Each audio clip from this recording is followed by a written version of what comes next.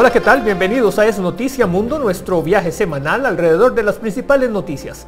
Les acompaña Alejandro Ramírez y ya estamos listos para iniciar nuestro viaje por el acontecer noticioso de la semana. Empezamos.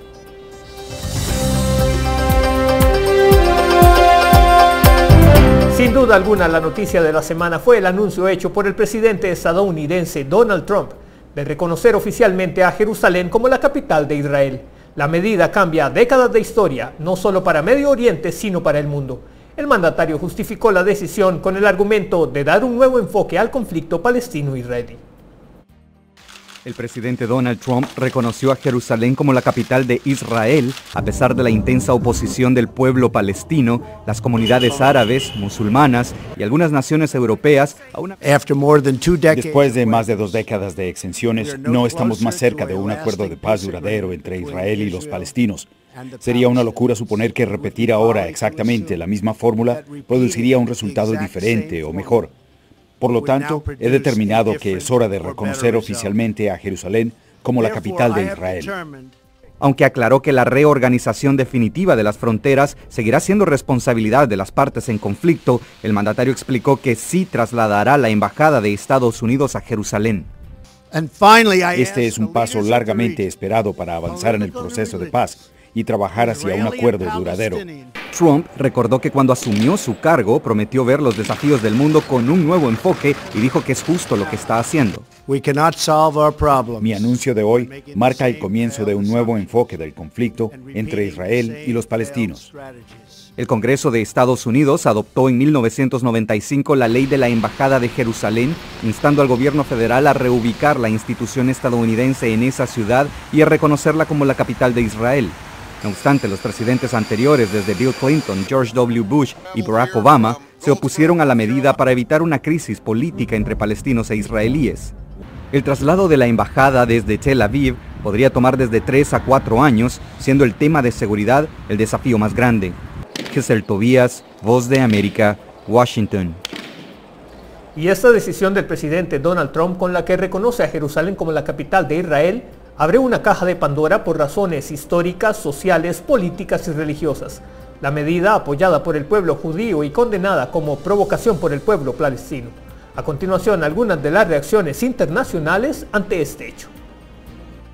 El secretario general de las Naciones Unidas, Antonio Guterres, no tardó en reaccionar y asegura que el diálogo es la mejor solución. Es solo reconociendo la visión de los dos estados que conviven uno al lado del otro en paz, que estos problemas pueden ser resueltos en seguridad y aceptando a Jerusalén como la capital de Israel y Palestina, y que todos los asuntos del Estado final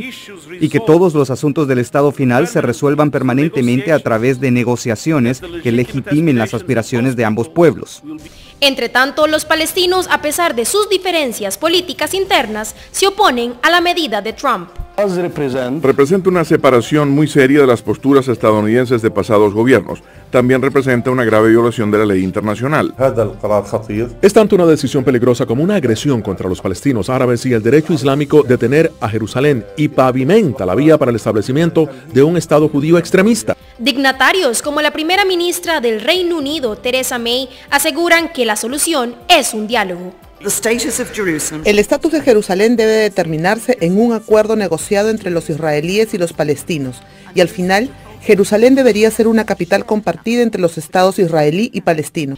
El sumo pontífice de la Iglesia Católica, el Papa Francisco, también alzó su voz y recordó que Jerusalén es hogar de sitio sagrado para las 3 fes monoteístas. Rezo a Dios para que esta identidad sea preservada y fortalecida por el bien de la Tierra Santa, el Medio Oriente y todo el mundo, y que prevalezca la sabiduría y la prudencia. En un comunicado, el primer ministro israelí, Benjamin Netanyahu, agradeció al presidente Trump la medida, pero aclaró que preservará el status quo de los sitios sagrados y prometió que garantizará la libertad de credo en la región.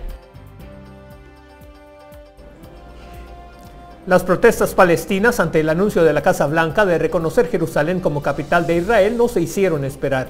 Decenas de personas han resultado heridas en el marco de estas manifestaciones. Las protestas palestinas han tenido lugar en las ciudades cisjordanas de Hebrón y Albiré, pero los movimientos en contra del reconocimiento de Estados Unidos a Jerusalén como capital israelí han ocurrido también en Belén y Ramala, donde la autoridad palestina presidida por Mahmoud Abbas tiene su sede. En la Franja de Gaza, las manifestaciones se concentraron cerca de la valla fronteriza, donde los soldados israelíes han sido atacados con piedras. Las fuerzas militares fueron movilizadas este viernes, día sagrado musulmán, como respuesta ante la convocatoria de más protesta. La zona de la ciudad vieja, donde se encuentra la explanada de las mezquitas, fue epicentro de un despliegue de seguridad por parte del ejército. Las autoridades no restringieron la entrada a palestinos, pero las medidas de seguridad adicionales en momentos de tensión no son nuevas en el lugar sagrado para ambos bandos. El ejército israelí ha repelido ataques con material antidisturbios que incluye balas de caucho y gases lacrimógenos, dejando decenas de heridos. Destaca el llamado del movimiento islamista Hamas, que llamó a iniciar una tercera intifada, mientras que facciones palestinas pidieron participar en un día de la ira, en rechazo al anuncio de la Casa Blanca. Hacemos una escala en nuestro viaje y continuamos con nuestro resumen semanal tras una breve pausa.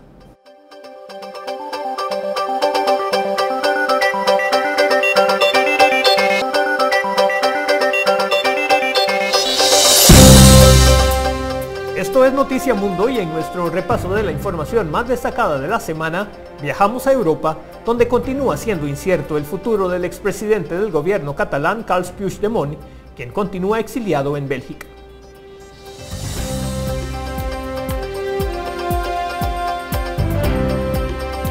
En una acción que coincidió con el lanzamiento de la campaña electoral en Cataluña, el gobierno español retiró la orden de extradición contra el expresidente catalán cesado Carles Puigdemont. Puigdemont es candidato a los comicios que se llevarán a cabo el 21 de diciembre y ahora deberá decidir si se queda en Bélgica realizando su campaña electoral o regresa a España, donde todavía existe una orden de detención en su contra y algunos de sus compañeros se encuentran en prisión preventiva. El pasado lunes, la justicia belga anunció que este 14 de diciembre decidirá sobre la extradición del líder catalán, una acción que ya no sería necesaria. Puigdemont viajó a Bélgica después de que el 27 de octubre el Parlamento catalán declarara la independencia de esa región y el gobierno español tomara el control de Cataluña. Y un día después de que el gobierno español retirara el pedido de extradición del expresidente de Cataluña, él dijo durante una conferencia de prensa que por el momento se quedará en Bélgica. Por el momento nos quedamos aquí, fueron las palabras de Puigdemont desde Bruselas, donde se encontraba junto a los 4 exconsejeros que también fueron cesados por el gobierno español. En Cataluña se celebrarán elecciones regionales este 21 de diciembre en las cuales Puigdemont, como mencionamos antes, es candidato por el partido Juntos por Cataluña. A pesar de que se eliminó la petición de extradición en España, los cargos contra ellos siguen vigentes. El presidente de Francia, Emmanuel Macron, realizó su primera visita como presidente a Argelia, un país con un doloroso pasado relacionado con el país europeo. A su llegada, Macron fue recibido por el líder de la Cámara Alta, el primer ministro y el ministro de Relaciones Exteriores. El mandatario francés se reunió con su homólogo argelino, Abdelaziz Bouteflika, quien no recibe a muchos dirigentes extranjeros después de que sufriera un infarto cerebral en el año 2013. Macron dijo que ambas naciones deben orientarse juntos hacia el futuro y que deben construir un eje fuerte alrededor del Mediterráneo. Argelia fue una colonia francesa por más de 130 años, hasta 1962, el año en que finalizó la Guerra de Independencia. La primera ministra británica Theresa May espera que la Unión Europea permita que avancen a la fase donde se negociarán las futuras relaciones comerciales. Este domingo se vence el plazo para que la Unión Europea decida si permite el avance de las negociaciones de divorcio con el Reino Unido. Los 27 países miembros de esta comunidad política demandan a May que para llevar a cabo esta separación se debe garantizar que no se reinstaurará la frontera entre Irlanda y la provincia de Irlanda del Norte, que los ciudadanos europeos puedan vivir sin problemas en el Reino Unido y que Londres acepte pagar una factura de salida de la Unión Europea. Volvemos a América y vamos a Estados Unidos. El senador Al Franken anunció que renunciará en las próximas semanas a su cargo ante las crecientes acusaciones de abuso sexual en su contra. 28 senadoras demócratas de Estados Unidos, incluyendo a 13 legisladoras, pidieron la renuncia de Franken, quien era un excomediante de televisión muy popular antes de ganar 2 veces las elecciones al Senado en el estado de Minnesota. La senadora Kirsten Gillibrand de Nueva York fue la primera en decir que Franken, de 66 años, debería renunciar, a lo que se unieron otras senadoras demócratas de más de 8 estados. Las denuncias de conducta sexual inapropiada han sacudido a Estados Unidos durante semanas, con docenas de hombres poderosos en el mundo de la política, los negocios, el entretenimiento y los medios perdiendo sus empleos después de que las mujeres presentaran detalles muy gráficos de cómo fueron abusadas. La admisión de culpa que hizo Michael Flynn, ex asesor de seguridad del presidente Donald Trump, ante la Corte Federal en el Distrito de Columbia, tuvo reacciones encontradas hasta del mismo mandatario estadounidense. Horas después de haber arreciado vía Twitter sus críticas contra el FBI, el mandatario estadounidense se refirió a las confesiones de Michael Flynn ante la Corte Federal en el Distrito de Columbia y poniendo un espejo retrovisor sobre la campaña de Hillary Clinton. El fin de semana del 4 de julio, Hillary Clinton fue al FBI, no bajo juramento, fue la cosa más increíble que alguien ha visto. Mintió muchas veces, nada le pasó. Flynn mintió y destruyeron su vida, es muy injusto. El sábado, en su primera reacción a las confesiones de Flynn, el presidente había publicado un tuit que más tarde su abogado dijo haber redactado. Tuve que despedir al general Flynn porque mintió al vicepresidente y al FBI. La confesión elevó cuestionamientos aún sin respuesta en referencia a si el mandatario sabía de antemano que Flynn mintió y si efectivamente le pidió al exdirector del FBI, James Comey, tomarla suave con Flynn. Al día siguiente, Trump volvió a tuitear. Nunca le pedí a Comey que dejara de investigar a Flynn, más noticias falsas cubriendo otra mentira de Comey. Y en estos términos, el mandatario criticó al FBI. Luego de años de Comey con la falsa y deshonesta investigación de Clinton y más, liderando el FBI, y su reputación está en ruinas, la peor de la historia, pero no se preocupen, lo regresaremos a la grandeza. En defensa de la institución, Comey respondió. El FBI es honesto, el FBI es fuerte y el FBI es y siempre será independiente. Los recientes avances en la investigación que lleva a cabo el fiscal especial Robert Mueller sobre la supuesta interferencia rusa en las elecciones presidenciales de 2016 han generado reacciones tanto de críticos como de aliados del presidente Trump. La senadora demócrata Dianne Feinstein indicó a NBC News. Creo que estamos empezando a ver la estructuración de un caso sobre obstrucción de justicia. Por su lado, en This Week de ABC, el aliado del líder estadounidense Christopher Rudy expresó su temor de que la investigación al final de cuentas no sea justa. En mi opinión, Robert Mueller representa una amenaza existencial a la presidencia de Trump. Verónica Valderas Iglesias, Voz de América, Washington. También en Estados Unidos, el fuego de los incendios en California, en la costa este del país, no dio tregua. Miles de bomberos combaten al menos 5 incendios forestales que debido a las condiciones del tiempo han tomado más fuerza. Más de 200.000 personas han sido evacuadas debido a las llamas en California. Se han registrado más de 5 incendios que han ocasionado el cierre de carreteras como la Interestatal 405, escuelas y museos. También se suspendió la producción de varias series de televisión y tienen a las ciudades afectadas bajo una peligrosa neblina. Los ciudadanos se encuentran bastante conmocionados por la fuerza de las llamas que han arrasado con más de 180 edificaciones. Esta iba a ser mi casa hasta que yo falleciera, pero la casa murió antes que yo. Es triste, muy triste, deprimente. Nunca había algo parecido. El mayor incendio, bautizado Thomas en el condado de Ventura, amenaza a 12.000 casas y comercios. Cientos ya han sido destruidos. Thomas es tan poderoso que hasta llegó al Océano Pacífico. Las autoridades prevén que los vientos podrían alcanzar hasta 130 kilómetros por hora, lo que podría avivar las llamas hasta un punto sin precedentes y hasta crear nuevos brotes. Este 2017 ha sido calificado como el peor año de la historia de los incendios en California. Hacemos ahora una pausa y volvemos con el anuncio del presidente venezolano Nicolás Maduro, que sorprendió al mundo.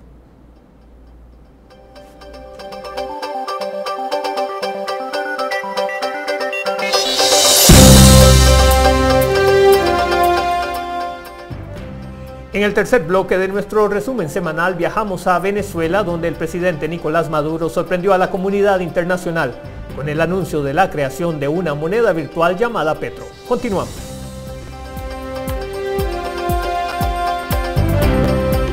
El presidente de Venezuela, Nicolás Maduro, anunció la creación de El Petro, una criptomoneda que sería respaldada por las riquezas del país, como el petróleo, el gas, diamantes y el oro. Pero para los expertos, el uso de la moneda virtual le restaría credibilidad a cualquier transacción en que se utilice. Y desde ese punto de vista se asegura que el Petro no tiene futuro. Con base en las reservas petroleras de gas, oro y diamantes de Venezuela, el presidente Nicolás Maduro anunció la creación de una criptomoneda para tratar de aminorar el impacto sobre la economía de su país de las sanciones impuestas por Estados Unidos y la Unión Europea. A partir de las reservas petroleras, Venezuela va a crear una criptomoneda, el petromoneda, el petro, para avanzar en materia de soberanía monetaria. Sin embargo, expertos definen la medida como otro intento fallido. Desde que Chávez hablaba del trueque como el modelo social, ideal y económico de funcionamiento, después del sucre, la moneda del sucre como la moneda de intercambio entre los países. Herbert Torres es economista y fue presidente del Fondo de Inversiones de Venezuela. Él aseguró que otra de las razones por las cuales la propuesta fracasará es la contradicción entre la creación de un instrumento virtual monetario frente a las ya deterioradas condiciones de la actualidad venezolana. Precisamente no son creadas por los gobiernos, son monedas descentralizadas.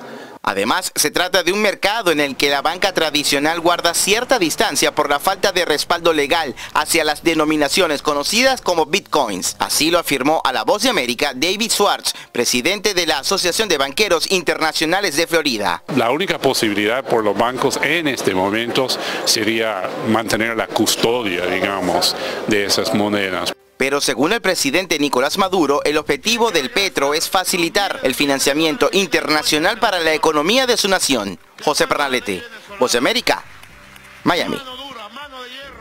Luego del diálogo que mantuvo en República Dominicana la oposición venezolana con el gobierno del país, representantes de ambas fuerzas anunciaron que se reunirán de nuevo el próximo 15 de diciembre para llegar a puntos de acuerdo.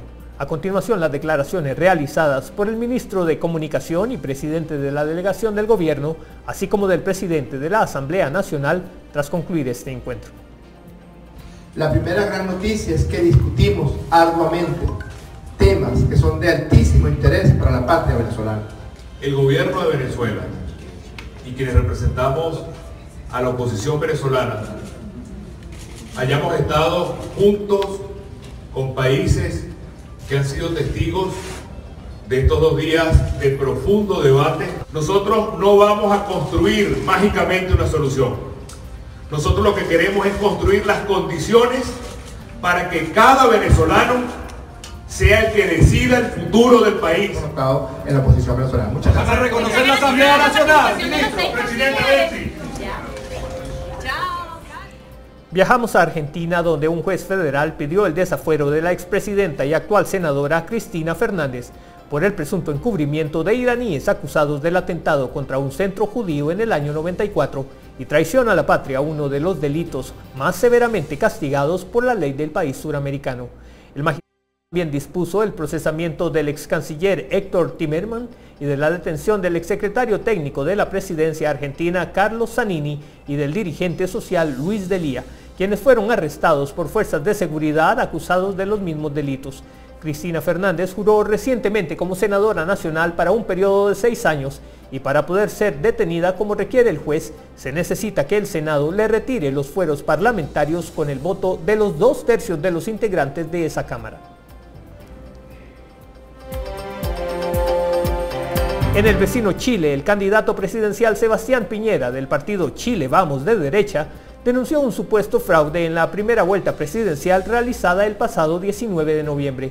Piñera denunció que durante esos comicios observó cómo se entregaban papeletas marcadas a favor de los candidatos Alejandro Guillier del partido oficial y de la izquierdista Beatriz Sánchez. Ante estas acusaciones, la presidenta de Chile, Michelle Bachelet, escribió en su cuenta oficial de Twitter que el país tiene un prestigio internacional por sus elecciones correctas y transparentes e hizo un llamado a ser responsables y no desacreditar las instituciones democráticas. También en Sudamérica, el presidente de Bolivia, Evo Morales, visita en Brasil a su homólogo Michel Temer, una reunión que había sido pospuesta por quebrantos de salud del mandatario brasileño. Este encuentro oficial evidenció el deseo de Bolivia de mantener buenas relaciones con su vecino del norte, pues Evo Morales pretende fortalecer la cooperación y la coordinación bilateral en diversos temas, entre ellos la contribución energética y los proyectos de infraestructura regional.